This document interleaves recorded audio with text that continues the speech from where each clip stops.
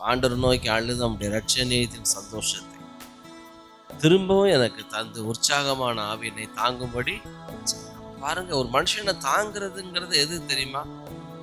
உற்சாகமான ஆவி. மனுஷனுடைய ஆவி அவனுடைய பலவீனத்தை தாங்கும். முறிந்த ஆவியோ யாரால் தாங்கக்கூடும்? ஆண்டவர் என்ன தருகிறாராம்? முதலாவது ரட்சணியத்தின் சந்தோஷம். நான் அவன் கூட இருக்கேன், நான் உனக்கு துணை நிற்கிறேன், பயப்படாத, ஒரி பண்ணாத, நீ கவலைப்படாத.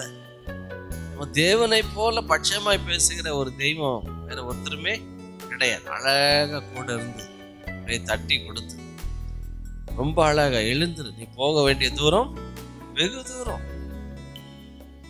போதும் கர்த்தாவே அப்படிங்கிறா. நீ போகவே கூடாது, உனக்கு சாவே கிடையாது.